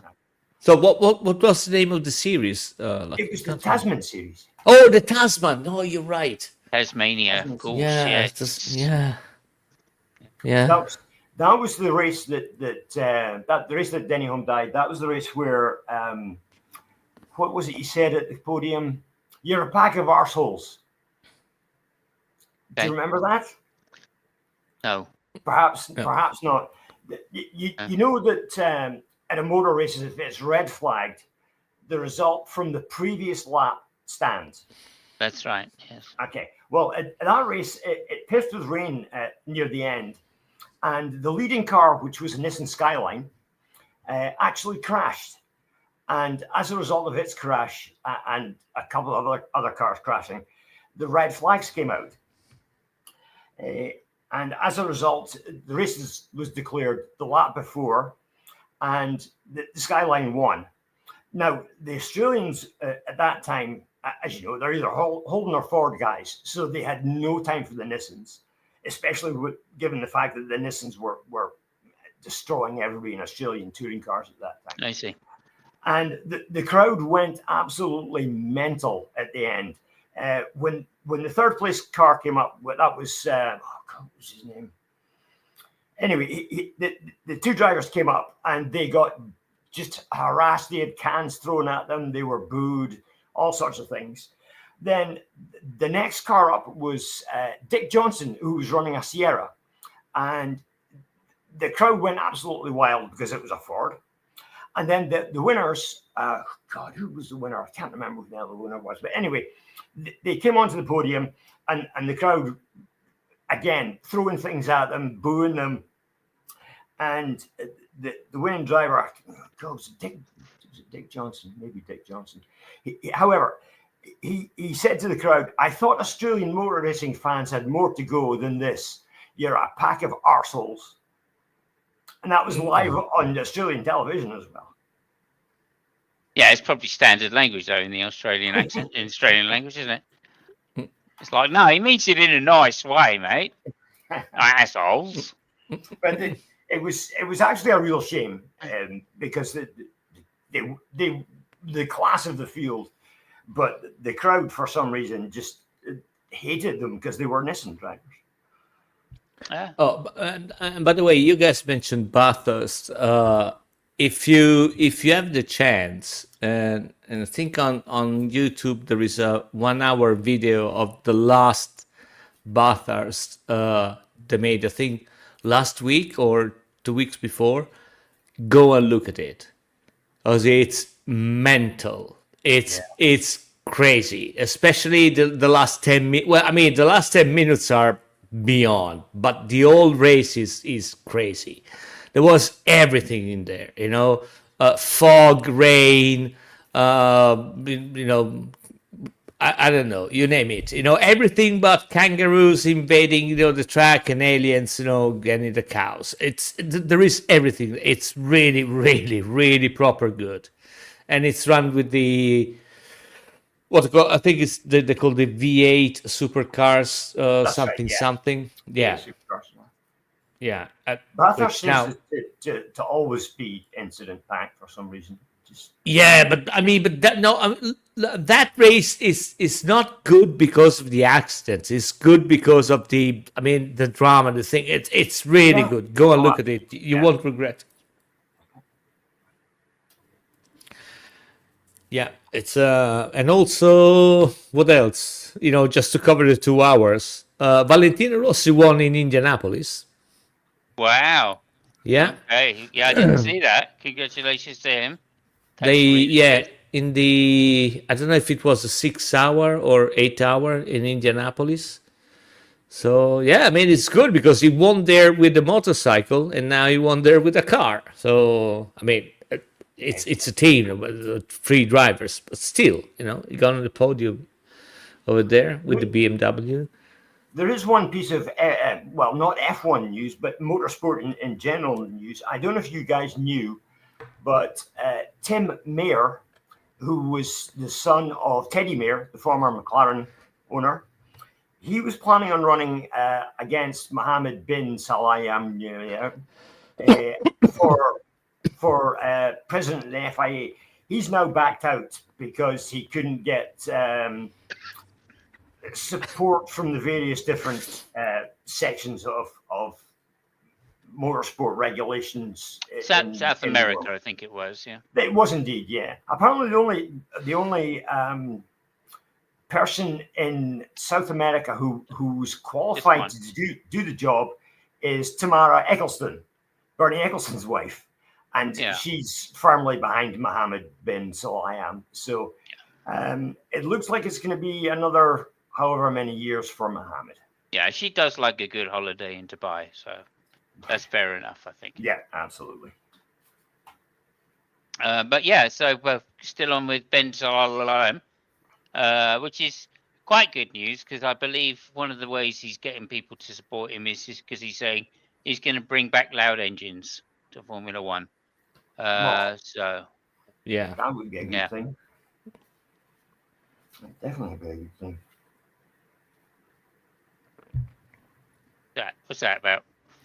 I think it was about the 8 hours in Indianapolis. She asked if there were diapers about. Yeah. If they have to go in the car, no, they just shit or piss in the car. I mean, that's you know, they don't wear anything special for that. That's right. There was a funny one. I can't remember who it was. One of the drivers going, I struggled in that race because I really needed to go to the toilet.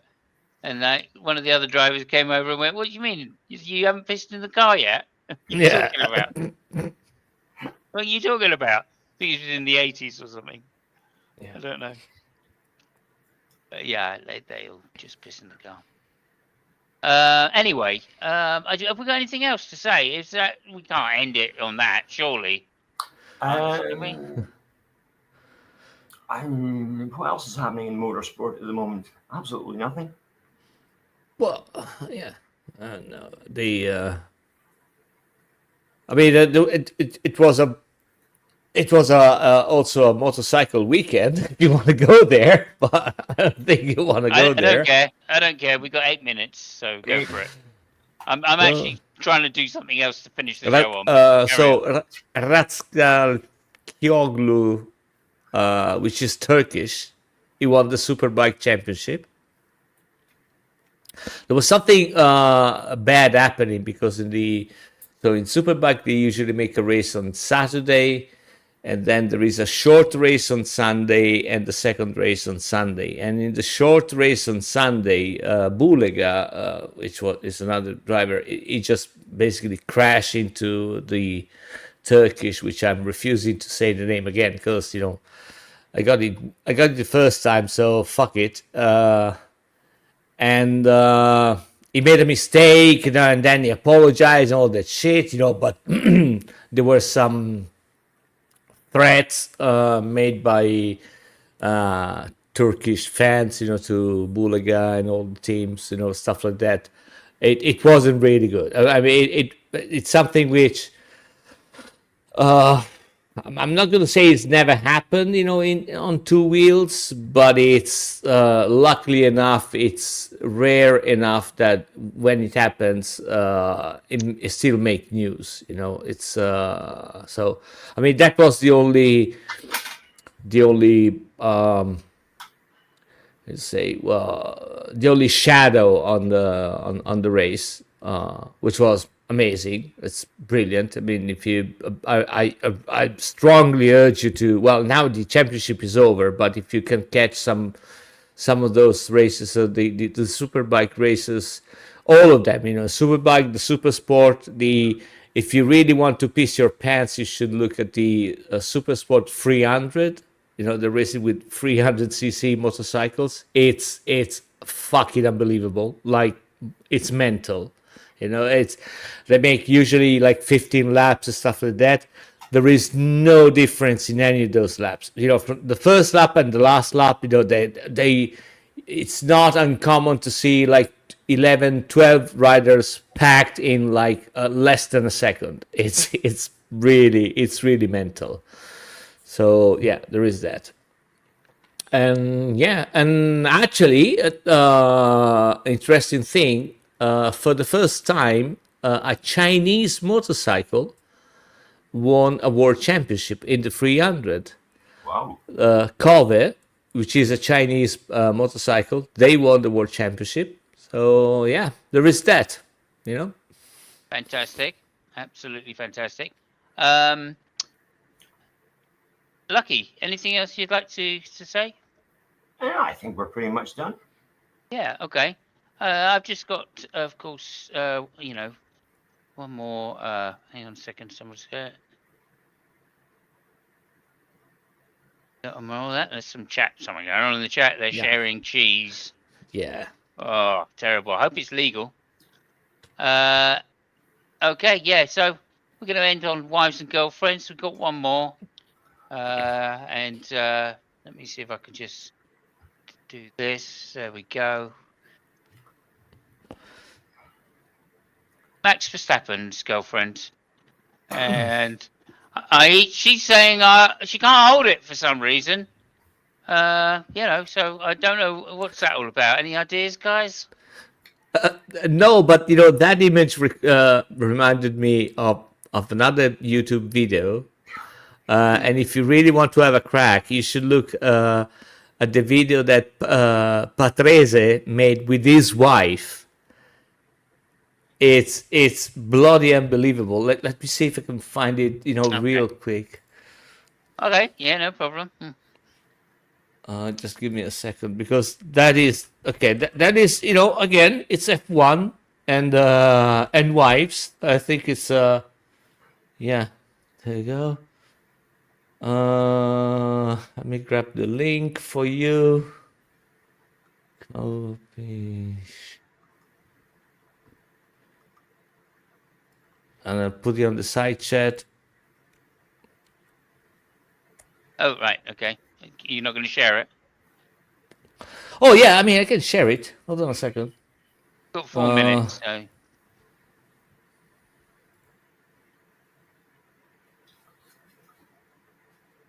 Yeah, okay. That's all good. Let me just add that to stage. Apparently I've got to deselect my one and then add your one. Okay. So this is Piazzi and his wife. Yes. Piastri. Piazzi. No, Patrese. Riccardo Patrese, yeah. We can't hear anything. Is that just me? I can't hear. It's really low. Hold on a second. I don't know if... Well, it just... Okay. Do we need the volume or not? Yeah. I mean, if you can put the volume. Yeah. I mean, I should have volume on it. I don't know if it's... I don't know if I can share... If I had to share with the volume or something. Hold on a second. Let me... Okay. Yeah. We'll do it again. We've got plenty of time. Video file. Oh, video file. Oh, not plenty that. of time. Hold on a second. Yeah, it says... Oh, okay. No, my bad. Okay. There you go. No problem. Com'è questo giro? Te lo sei imparato già? Ah sì? Ma qua perché c'è questa roba blu che guardavo prima? It's Italian, but you will get the gist of it. Oh, okay.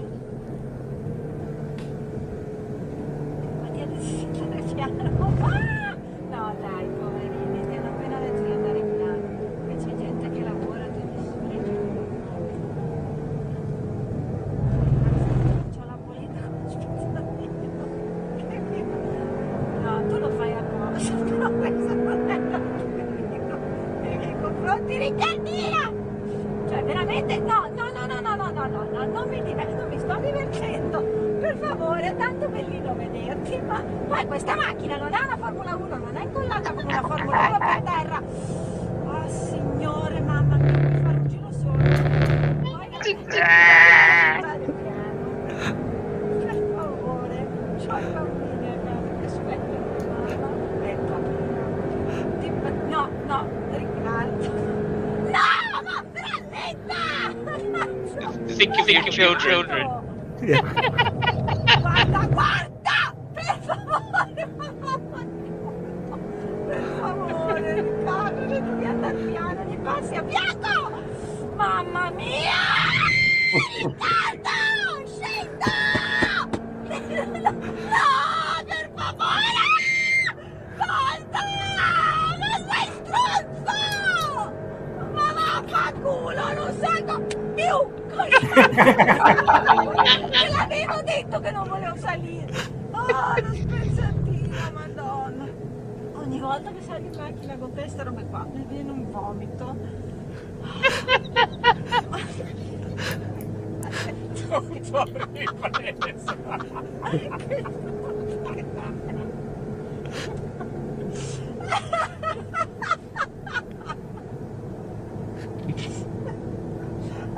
La voglio vedere.